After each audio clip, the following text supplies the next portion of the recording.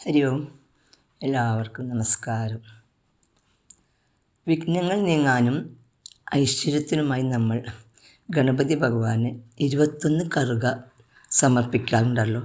അതിൻ്റെ പിന്നിലെ പുരാണപരവും ആയുർവേദപരവുമായ വലിയൊരു രഹസ്യമുണ്ട്. എന്തെന്നാൽ അനലാസുര എന്നൊരു അസുരൻ്റെ കഥയുമായി ബന്ധമുള്ളതാണിത്. അഗ്നി തുപ്പുന്ന കണ്ണുകളുള്ള അനലാസുരൻ എല്ലാം കത്തിച്ച് ചാമ്പലാക്കുന്ന ശക്തനായൊരു അസുരനായിരുന്നു.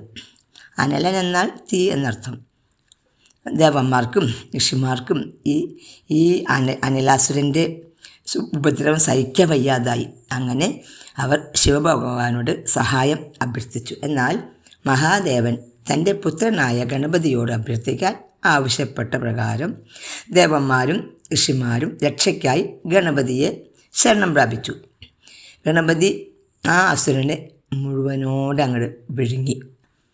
അഗ്നിരൂപിയായ ആ അസുരൻ ഉള്ളിലെത്തിയതോടെ ഗണപതി ഭഗവാന്റെ ശരീരത്തിൽ അസഹനീയമായ ചൂടും ദഹനക്കേടൊക്കെ അനുഭവപ്പെട്ടു. ഈ ചൂടിൽ നിന്നും രക്ഷ നേടുവാനായി ദേവന്മാർ ഗണപതി ഭഗവാനെ ചന്ദനം ദേഹാസകലം പുരട്ടുകയും പിന്നെ ഗംഗാതീർത്ഥം തളിക്കുകയും ചെയ്തു. എന്നിട്ട് യാതൊരു ബലവും ഉണ്ടായില്ല. ഒടുവിൽ കശ്യപ മഹർഷി 21 കറുകപ്പുല്ലുകൾ ഭഗവാന്റെ ശിരസിൽ സമർപ്പിച്ചു. അതോടെ ഭഗവാന്റെ ശരീരത്തിലെ ചൂട് പൂർണ്ണമായും മാറി ഭഗവാൻ ശാന്തനായി.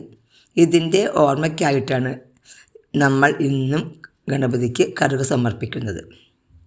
പിന്നെ എന്തുകൊണ്ട് നമ്മൾ ഈ കൃത്യം 21 എന്ന സംഖ്യ ഗണപതിക്ക് ഇങ്ങനെ കറുക സമർപ്പിക്കുന്നു? അതിൻ്റെ ആ സംഖ്യയ്ക്ക് 21 എന്ന സംഖ്യയ്ക്ക് ആത്മീയമായും ശാസ്ത്രീയമായും വളരെ പ്രാധാന്യമുള്ളതാണ്. നമ്മുടെ ശരീരത്തിലെയും പ്രകൃതിയിലെയും 21 ഘടകങ്ങളെയാണ് ഇത് സൂചിപ്പിക്കുന്നത്. 21 എന്ന സംഖ്യ, അതായത് 5 ജ്ഞാനേന്ദ്രിയങ്ങൾ: കണ്ണ്, മൂക്ക്, നാക്ക്, ചെവി, ത്വക്ക്. 5 കർമ്മേന്ദ്രിയങ്ങൾ: കൈകൾ, കാലുകൾ, വാക്ക്, ഉപസ്ഥം, വായു. 5 പ്രാണനുകൾ: പ്രാണൻ, അപാനൻ, സമാനൻ, ഉദാനൻ, വ്യാനൻ. പിന്നെ 5 ഭൂതങ്ങൾ: ഭൂമി, ജലം, അഗ്നിവായു, ആകാശം. പിന്നെ മനസ്സ് 1. ഈ 21 ഘടകങ്ങളെ ഉദ്ദേശിച്ചാണ് നമ്മുടെ ശരീരത്തെയും മനസ്സിനെയും ഗണപതിയുടെ കാൽക്കൽ സമർപ്പിച്ച് നമ്മുടെ അഹങ്കാരം വെടിയുന്നു എന്നാണ് അതിലെ ആത്മീയ സങ്കല്പം. എന്നാൽ ആയുർവേദ പ്രകാരം കറുക എന്നത് തണുപ്പ് നൽകുന്ന ഒരു സസ്യമാണ്. പിത്താശാംക എന്ന് പറയും. ഗണപതി തത്വം എന്നത് അഗ്നിയുമായി ബന്ധപ്പെട്ടിരിക്കുന്ന ഒന്നാണ്.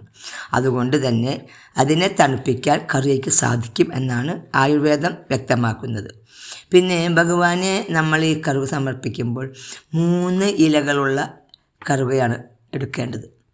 ഈ 3 എന്നത് ബ്രഹ്മാവ്, വിഷ്ണു, മഹേശ്വരൻ എന്നീ ത്രിമൂർത്തികളെ പ്രതിനിധീകരിക്കുന്നതാണ്. ഹരി ഓം.